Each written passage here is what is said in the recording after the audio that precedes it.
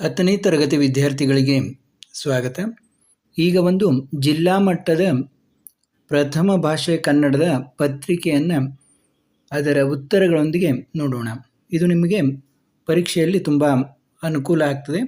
ಕನ್ನಡ ವರ್ಣಮಾಲೆಯಲ್ಲಿರುವ ಅವರ್ಗೀಯ ವ್ಯಂಜನಾಕ್ಷರಗಳ ಸಂಖ್ಯೆ ನೋಡಿ. ಅವರ್ಗೀಯ ವ್ಯಂಜನಾಕ್ಷರಗಳ ಸಂಖ್ಯೆ ಎಷ್ಟು? 9. ವಾಗ್ದೇವಿ ಪದವು ಈ ಸಂಧಿಗೆ ಉದಾಹರಣೆಯಾಗಿದೆ. ಜಸ್ತ್ವ ಸಂಧಿ. ಸಾವಿತ್ರಿಯೋಳ್ ಪದದಲ್ಲಿರುವ ವಿಭಕ್ತಿ ಇದು ನೋಡಿ. ಯೋಳ್ ಅಂದರೆ ಅಲ್ಲಿ, ಸಪ್ತಮಿ ವಿಭಕ್ತಿ. ಸಂಭವನಾರ್ಥಕ ಕ್ರಿಯಾರೂಪಕ್ಕೆ ಉದಾಹರಣೆಯಾದ ಪದವಿದು. ಮಾಡಿಯಾನು ನೋಡಿ. ಸಂಭವನಾರ್ಥಕ ಮಾಡಿಯಾನು, ಮಾಡೋಣ, ಮಾಡನು, ಮಾಡಿಯಾನು, ಮಾಡಲಿ ಅಂತ ಕೊಟ್ಟಿದ್ದಾರೆ. ಮಾಡಿಯಾನು ಅನ್ನೋದು ಸಂಭವನಾರ್ಥಕ. ಒಂದು ಅಭಿಪ್ರಾಯದ ವಿವರಣೆ ಈ ಮುಂದೆ ತಿಳಿಸಿದಂತೆ ಇದೆ ಎಂದು ತೋರಿಸುವ ಸಂದರ್ಭದಲ್ಲಿ ಬಳಸುವ ಲೇಖನ ಚಿಹ್ನೆ ವಿವರಣಾತ್ಮಕ ಚಿಹ್ನೆ. ಅತಿ ಸಾಮ್ಯದಿಂದಾಗಿ ಉಪಮೇಯ ಮತ್ತು ಉಪಮಾನಗಳಲ್ಲಿ ಅಭೇದವನ್ನು ಹೇಳಿ ವರ್ಣಿಸಿದಾಗ ಅದು ರೂಪಕಲಂಕಾರ. ಅತ್ಯಂತ ಅಗ್ದಿ ಸಾಮ್ಯತೆ ಇದೆ ಅಂತಂದಾಗ, ಉಪಮೇಯ ಮತ್ತು ಉಪಮಾನಗಳಲ್ಲಿ ಅಭೇದ, ಏನು ಭೇದ ಇಲ್ಲ ಎರಡೂ ಒಂದೇ ಅಂತ ಹೇಳಿದಾಗ ಅದು ರೂಪಕಲಂಕಾರ. ಕೆಳಗಿನ ಪ್ರಶ್ನೆಗಳಿಗೆ ಮೊದಲೆರಡು ಪದಗಳಿಗೆ ಇರುವ ಸಂಬಂಧತೆ ಮೂರನೇ ಪದಕ್ಕೆ ಸರಿಹೊಂದುವ ಸಂಬಂಧಿ ಪದವನ್ನು ಬರೆಯಿರಿ ನೋಡಿ. ಚೆನ್ನಾಗಿ ಅನ್ನೋದು ಸಾಮಾನ್ಯಕಾರ್ಥ ಆದರೆ ಆದ್ದರಿಂದ ಅನ್ನುವುದು ಸಂಬಂಧಾರ್ಥ ಕಾವ್ಯ. ಯಾಕಂದರೆ ಆದ್ದರಿಂದ ಅಂತ ಹೇಳ್ತೀವಿ ಅಂದರೆ ಇದರಿಂದ ಆಯಿತು, ಅದರಿಂದ ಆಯಿತು ಅಂತ ಹೇಳ್ತೀವಲ್ಲ, ಇಲ್ಲಿ ಒಂದು ಸಂಬಂಧವನ್ನು ತೋರಿಸ್ತದೆ. ಗುರು ಮೂರಿರೆ ಮಗಣ, ಲಘು ಮೂರಿರೆ ನಗಣ ನೋಡಿ. ಈ ಗಣಗಳನ್ನು ಯಾವ ರೀತಿ ನಾವು ಇದನ್ನು ಮಾಡಬೇಕು ಅನ್ನೋದು. ಗುರು ಮೂರಿದ್ರೆ ಅದು ಮಗಣ, ಲಘು ಮೂರಿದ್ರೆ ಅದು ನಗಣ. ಚಿತ್ತ ಅಂದರೆ ಮನಸ್ಸು, ಕೈವಾರ ಅಂದರೆ ಹೊಗಳಿಕೆ. ಜಾಣತನ ತದ್ದಿದ್ದಾಂತ ಭಾವನಾಮ. ಬಳೆಗಾರ ಅನ್ನೋದು ತದ್ದಿದ್ದಾಂತ ನಾಮ. ಶಾನುಭೋಗರ ಬ್ರಹ್ಮಾಸ್ತ್ರ ಯಾವುದು? ಶಾನುಭೋಗರ ಬ್ರಹ್ಮಾಸ್ತ್ರ ಕಿರ್ದಿ ಪುಸ್ತಕ. ಕೈಗಾರಿಕೆಗೆ ಅಗ್ರ ಪ್ರಶಸ್ತಿ ನೀಡಿದ ವಿಶ್ವೇಶ್ವರಯ್ಯರು ಮಾಡಿದ ಘೋಷಣೆ ಯಾವುದು? ಕೈಗಾರಿಕೀಕರಣ ಇಲ್ಲದೆ ಅವನತಿ ಅಂತ ಹೇಳಿದರು. ಅವರು ಏನಂತ ಹೇಳಿದರು? ಕೈಗಾರಿಕೀಕರಣ ಇಲ್ಲದೆ ಅವನತಿ ಅಂತ ಹೇಳಿದರು. ಜಗತ್ತು ಕ್ಷೋಭೆಗೊಂಡು ನರಳಲು ಕಾರಣವಾಗಿರುವ ಅಂಶಗಳು ಯಾವುವು? ಜಗತ್ತು ಕೊಲೆ, ಸುಲಿಗೆ, ದ್ವೇಷ, ಅಸೂಯೆಗಳನ್ನು ಜಗತ್ತು ಕ್ಷೋಭೆಗೊಂಡು ನರಳಲು ಕಾರಣವಾಗಿರುವ ಅಂಶಗಳು.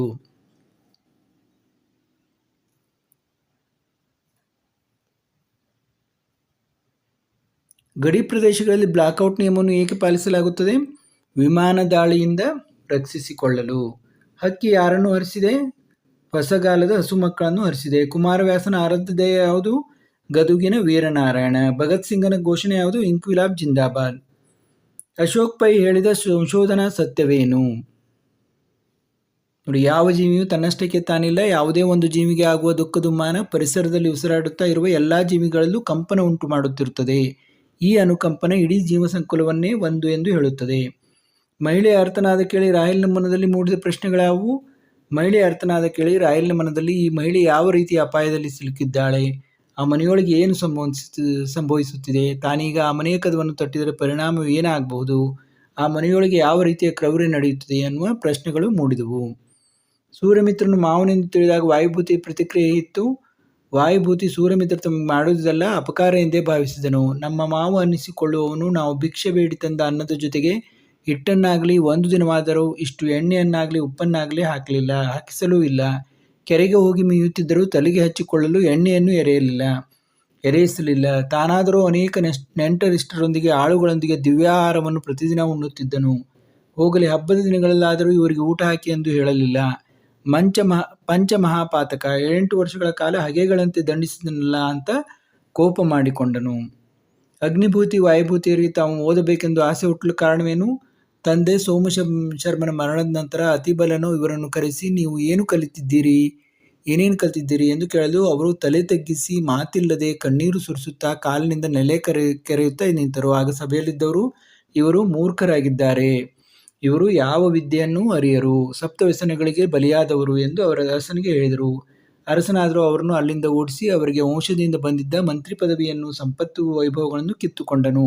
ಅವುಗಳನ್ನು ಶಾಸ್ತ್ರಕೋವಿದನಾಗಿದ್ದ ಅವರ ದಯಾದಿ ಒಬ್ಬನಿಗೆ ಕೊಟ್ಟು ಬಿಟ್ಟನು. ಇದರಿಂದ ಅಗ್ನಿಭೂತಿ ವಾಯುಭೂತಿಯರಿಗೆ ತಾವು ಓದಬೇಕೆಂಬ ಆಸೆ ಹುಟ್ಟಿತು. ಕೃಷ್ಣನು ಆಮಿಷಗಳನ್ನು ಒಡ್ಡಿದ ಕರ್ಣನ ಮುನದಲ್ಲಿ ಮೂಡಿದ ಭಾವಗಳೇನು? ಕೃಷ್ಣನು ಕರ್ಣನಿಗೆ ಆಮಿಷಗಳನ್ನು ಒಡ್ಡಿದಾಗ ಕೊರಳ ಸೆರೆ ಹಿಗ್ಗಿದವು. ಕಂಬನಿಯು ರಭಸದಿಂದ ಮುಂದೆ ಬಂದು ಅಧಿಕವಾಗಿ ಕರ್ಣನು ದುಃಖಗೊಂಡು ಮನದೊಳಗೆ ಅಯ್ಯೋ ದುರ್ಯೋಧನಿಗೆ ಕೇಡಾದು ಎಂದು ಚಿಂತಿಸಿದನು. ಹರಿಯ ಹಗೆತನವು ಹೊಗೆ ತೋರದೆ ಸುಮ್ಮನೆ ಹೋಗುವುದಿಲ್ಲ. ಕೃಷ್ಣನು ನನ್ನ ಔಷಧ ರಹಸ್ಯವನ್ನು ತಿಳಿಸಿ ನನ್ನನ್ನು ಕೊಂದನು ಎಂದು ಮನದಲ್ಲಿ ನೊಂದುಕೊಂಡನು. ಯಜ್ಞಾಶ್ವದ ಹಣೆಯಲ್ಲಿದ್ದ ಪಟ್ಟಿಯಲ್ಲಿದ್ದ ಬರಹವನ್ನು ತಿಳಿಸಿ. ನೋಡಿ, ಯಜ್ಞಾಶ್ವದ ಹಣೆಯಲ್ಲಿದ್ದ ಪಟ್ಟಿಯಲ್ಲಿ ಭೂಮಂಡಲದಲ್ಲಿ ಕೌಸಲ್ಯ ಮಗನಾದ ರಾಮನೊಬ್ಬನೇ ವೀರನು, ಇದು ಅವನ ಯಜ್ಞದ ಕುದುರೆ, ಇದನ್ನು ತಡೆಯುವ ಸಾಮರ್ಥ್ಯವುಳ್ಳವರು ಯಾರೇ ಆದರೂ ತಡೆಯಲಿ ಎಂದು ಬರೆಯಲಾಗಿತ್ತು. ನೋಡಿ, ವಸಂತ ಮುಖ ತೋರಲಿಲ್ಲ ಕವನದಲ್ಲಿ ಶ್ರಮಿಕ ವರ್ಗದ ಬದುಕನ್ನು ಕುರಿತು ಮಾರ್ಮಿಕವಾಗಿ ಹೇಗೆ ನಿರೂಪಿಸಿದ್ದಾರೆ. ನೋಡಿ, ವಸಂತ ಮುಖ ತೋರದೆ ಕಂಬಾರನ ಕುಲುಮೆ ಉರಿಯಲಿಲ್ಲ, ಕುಂಬಾರನ ತಿಗುರು ತಿರುಗಲಿಲ್ಲ, ನೇಕಾರನ ಮಗ್ಗ ಉಸಿರಾಡಲಿಲ್ಲ, ಕೇರಿಯ ಮಾರನ ಒಲೆ ಹೊತ್ತಲಿಲ್ಲ ಎಂದು ಹೇಳುವ ಮೂಲಕ ಸಮಾಜದ ಏಳಿಗೆ ಮೂಲಾಧಾರವಾದ ಶ್ರಮಿಕ ವರ್ಗದ ಬದುಕು ಇನ್ನೂ ಹಸನಾಗಿಲ್ಲ, ಅವರು ಇಂದಿಗೂ ಕೂಡ ಶೋಚನೀಯ ಜೀವನವನ್ನು ಸಾಗಿಸುತ್ತಾರೆ ಎಂದು ವಿಜಯಶ್ರೀ ಸಬರದರವರು ಹೇಳಿದ್ದಾರೆ. ನೋಡಿ, ಅಂದವಾದ ಬರವಣಿಗೆ ಬಗ್ಗೆ ಗಾಂಧೀಜಿಯವರ ಅಭಿಪ್ರಾಯವೇನು? ನೋಡಿ, ಅವರು ದಕ್ಷಿಣ ಆಫ್ರಿಕಾಗೆ ಹೋದ್ಮೇಲೆ ಅಲ್ಲಿನ ಸುಶಿಕ್ಷಿತ ಯುವಕರು ಮತ್ತು ವಕೀಲರು ಮುತ್ತು ಪೋಣಿಸಿದಂಥ ಸುಂದರ ಬರವಣಿಗೆ ನೋಡಿದ ಮೇಲೆ ಅವರಿಗೆ ಕೆಟ್ಟ ಅಕ್ಷರದ ಬರವಣಿಗೆಯು ಅಪಕ್ವ ಮತ್ತು ಅಪೂರ್ಣ ಶಿಕ್ಷಣದ ಚಿಹ್ನೆ ಎಂದು ಅರಿವಾಗುತ್ತದೆ. ನೋಡಿ, ಅವರೇನಂತ ತಿಳ್ಕೊಂಡ್ರು, ಕೆಟ್ಟ ಅಕ್ಷರದ ಬರವಣಿಗೆ ಅಪಕ್ವ ಮತ್ತು ಅಪೂರ್ಣ ಶಿಕ್ಷಣದ ಚಿಹ್ನೆ ಅಂತ ತಿಳಿದುಕೊಂಡ್ರು. ಆದ ಕಾರಣ ಉತ್ತಮ ಶಿಕ್ಷಣದ ಅವಶ್ಯವಾದ ಅಂಶ, ಒಳ್ಳೆಯ ಬರವಣಿಗೆ ಉತ್ತಮ ಶಿಕ್ಷಣದ ಅವಶ್ಯವಾದ ಅಂಶವೆಂದು ಪ್ರತಿಯೊಬ್ಬ ಯುವಕನು ಯುವತಿಯು ತಿಳಿದುಕೊಳ್ಳಲಿ ಎಂಬುದು ಗಾಂಧೀಜಿಯವರ ಅಭಿಪ್ರಾಯವಾಗಿದೆ. ಜ್ಞಾನಿ ಅಜ್ಞಾನಿಗಳ ಸಂಘದ ಬಗೆಗಿನ ಅಕ್ಕಮಹಾದೇವಿಯವರ ಅಭಿಪ್ರಾಯವೇನು? ಎರಡು ಕಲ್ಲುಗಳ ತಿಕ್ಕಾಟದಿಂದ ಉಂಟಾಗುವ ಬೆಂಕಿ ಹೇಗೆ ಸರ್ವನಾಶಕ್ಕೆ ಸಾಧನವಾಗಬಲ್ಲದೋ ಹಾಗೆ ಅಜ್ಞಾನಿಗಳ ಸಂಘವು ನಮ್ಮನ್ನು ವಿನಾಶದತ್ತ ಒಯ್ಯುತ್ತದೆ. ಆದರೆ ಜ್ಞಾನಿಗಳ ಜೊತೆಗಿನ ಒಡನಾಟವು ಹೇಗೆ ಮೊಸರನ್ನು ಕಡೆದಾಗ ಬೆಣ್ಣೆ ಮೂಡಿ ಬರುತ್ತದೆ ಹಾಗೆ ನಮ್ಮನ್ನು ಜ್ಞಾನಿಗಳನ್ನಾಗಿಸುವ ಜೊತೆಗೆ ಬದುಕಿಗೆ ಉತ್ತಮ ಮೌಲ್ಯವನ್ನು ತಂದುಕೊಡುತ್ತದೆ. ಪೈಗಳ ತಮ್ಮನ ನೂಲು ಮದುವೆ ದಿನ ಅಂಗಳದಲ್ಲಿ ಏನೇನು ಸಿದ್ಧತೆಗಳಾಗುತ್ತಿದ್ದವು? ನೋಡಿ, ಅಂಗಳದಲ್ಲಿ ಒಂದು ಕಡೆ ಲಡ್ಡುಗೆಯನ್ನು ಕಟ್ಟುತ್ತಿದ್ದರು, ಮತ್ತೊಂದು ಕಡೆ ಮಂಡಿಗಳನ್ನು ಮಡಚುತ್ತಿದ್ದರು, ಬೇರೊಂದು ಕಡೆ ಸೇವಿಗೆ ಎನ್ನುತ್ತಿದ್ದರು. ಹೀಗೆ ಇನ್ನೂ ಮುಂತಾದ ಸಿದ್ಧತೆಗಳಾಗುತ್ತಿದ್ದವು. ಇನ್ನು ಕವಿ ಸಾಹಿತಿಗಳ ಕಾಲ, ಕೃತಿ ಮತ್ತು ಪ್ರಶಸ್ತಿಗಳನ್ನು ಕುರಿತು ವಾಕ್ಯ ರೂಪದಲ್ಲಿ ಬರೆಯಿರಿ. ನೋಡಿ, ಒಂದು ಗದ್ಯ ಭಾಗದಿಂದ ಕೇಳ್ತಾರೆ, ಒಂದು ಪದ್ಯ ಭಾಗದಿಂದ ಕೇಳ್ತಾರೆ.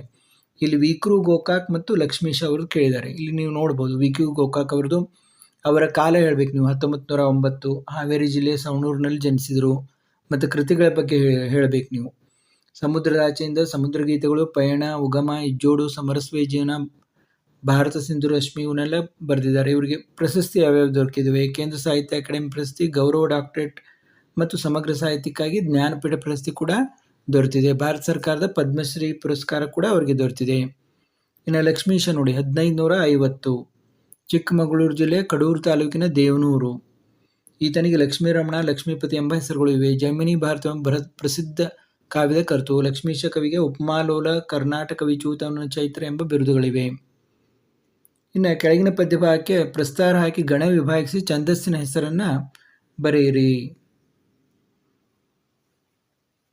ನೋಡಿ, 3 ಲೈನುಗಳನ್ನು ಕೊಟ್ಟರೆ ಅದು ಷಟ್ಪದಿ ಅಂತ ತಿಳ್ಕೋಬೇಕು ಅಂತ ನಾನು ಹಿಂದಿನ ವಿಡಿಯೋಗಳಲ್ಲಿ ಹೇಳಿ. ಯಾವಾಗ ನಿಮ್ಗೆ 3 ಲೈನ್ಗಳನ್ನು ಕೊಡ್ತಾರೆ ಪರೀಕ್ಷೆಯಲ್ಲಿ, ಅದು ಷಟ್ಪದಿ ಅಂತ ತಿಳ್ಕೋಬೇಕು. ಹೀಗೆ 5 ಗಣಗಳು ಬಂದರೆ ನೀವೇನಂತ ತಿಳ್ಕೋಬೇಕು, ಅದು ವಾರ್ಧಕ ಷಟ್ಪದಿ ಅಂತ ತಿಳ್ಕೋಬೇಕು. ನಿಮಗೆ ಇರುವುದು ಸಾಮಾನ್ಯವಾಗಿ ನಿಮಗೆ ಮುಖ್ಯವಾಗಿರುವುದು ಭಾಮಿನಿ ಷಟ್ಪದಿ ಮತ್ತು ವಾರ್ಧಕ ಷಟ್ಪದಿ. ಭಾಮಿನಿ ಷಟ್ಪದಿಯಲ್ಲಿ 3, 4, 3, 4 ಹೀಗೆ ಬರ್ತವೆ. ಇಲ್ಲಿ 5, 5, 5 ಬರ್ತವೆ.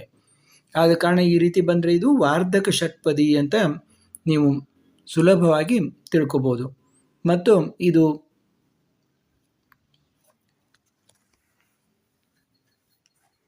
ವೀರಲವ ಪದ್ಯದಿಂದ ಇತ್ತಂದರೆ ಅದು ನೀವು ನೇರವಾಗಿ ಇದು ವಾರ್ಧಕ ಷಟ್ಪದಿ ಅಂತ ತಿಳ್ಕೊಬೋದು.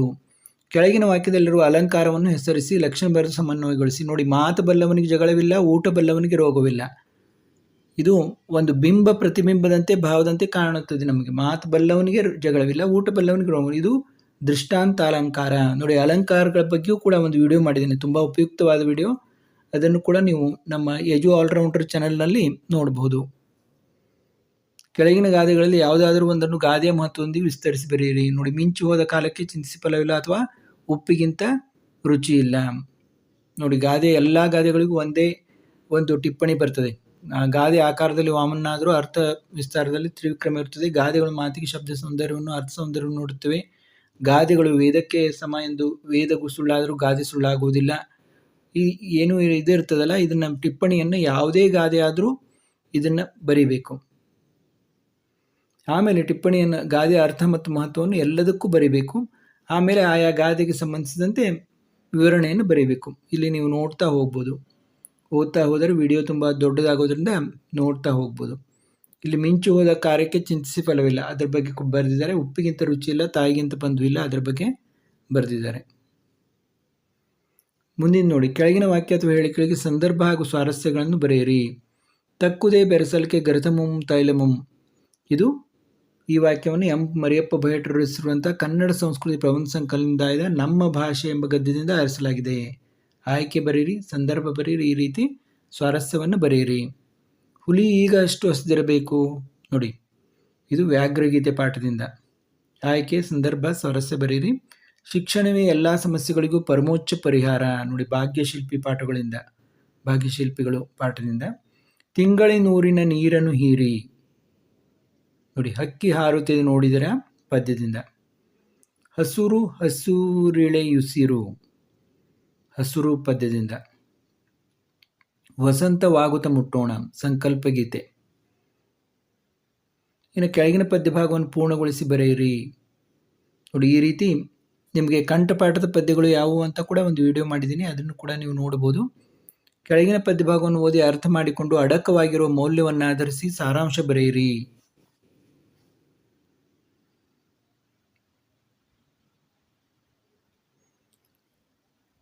ಕೆಳಗಿನ ಪ್ರಶ್ನೆಗಳಿಗೆ 8 ಅಥವಾ 10 ವಾಕ್ಯಗಳಲ್ಲಿ ಉತ್ತರ ಬರೆಯಿರಿ. ಶಬರಿಯ ಚಿಂತೆ ಹಿಂಗಿ ಹೋದ ಸಂದರ್ಭದ ಸ್ವಾರಸ್ಯವನ್ನು ವಿವರಿಸಿ. ಅಥವಾ ಶಬರಿಯ ಸಡಗರ ಸಂತೋಷ ಮೇಳದವರ ಹಾಡಿನಲ್ಲಿ ಹೇಗೆ ವರ್ಣಿತವಾಗಿದೆ ತಿಳಿಸಿ. ದೃಪದನಿಗೂ ದ್ರೋಣನಿಗೂ ನಡೆದ ಸಂಭಾಷಣೆಯನ್ನು ಸಂಕ್ಷಿಪ್ತವಾಗಿ ಬರೆಯಿರಿ. ಅಥವಾ ದ್ರೋಣನು ದೃಪದನ ವಿರುದ್ಧ ಶಪಥ ಮಾಡಲು ಕಾರಣವಾದ ಅಂಶಗಳನ್ನು ವಿವರಿಸಿರಿ. ಕೆಳಗಿನ ಗದ್ಯ ಭಾಗವನ್ನು ಮನಸ್ಸಿನಲ್ಲಿ ಓದಿಕೊಂಡು ಕೊಟ್ಟಿರುವ ಪ್ರಶ್ನೆಗಳಿಗೆ ಉತ್ತರ ಬರೆಯಿರಿ. ಗದ್ಯ ಭಾಗವನ್ನು ಕೊಟ್ಟಿರ್ತಾರೆ, ಅದಕ್ಕೆ ಈ ರೀತಿ ಉತ್ತರಗಳನ್ನು ನೀವು ಬರೀಬೇಕು ಓದಿಕೊಂಡು. ಇನ್ನು ಒಂದು ಪತ್ರಲೇಖನ ಕೊಟ್ಟಿರ್ತಾರೆ, ಅವುಗಳಿಗೆ ಈ ರೀತಿ ವ್ಯವಹಾರಿಕ ಪತ್ರಿಕೆ, ವೈಯಕ್ತಿಕ ಪತ್ರಿಕೆ, ಈ ರೀತಿ ಇಷ್ಟಿಷ್ಟು ಅಂಕಗಳಿರ್ತವೆ, ನೋಡ್ಕೊಂಡು ನೀವು ಬರೀಬೇಕು. ಇನ್ನು ಸಾಮಾಜಿಕ ಜಾಲತಾಣಗಳ ಸದ್ಬಳಕೆ ಅಥವಾ ಅತಿವೃಷ್ಟಿಯಿಂದಾಗುವ ಅನಾಹುತಗಳು, ಈ ಪ್ರಬಂಧವನ್ನು ಬರೀಬೇಕು. ಮತ್ತೆ ಮುಂದಿನ ವಿಡಿಯೋದೊಂದಿಗೆ ಭೇಟಿಯಾಗೋಣ.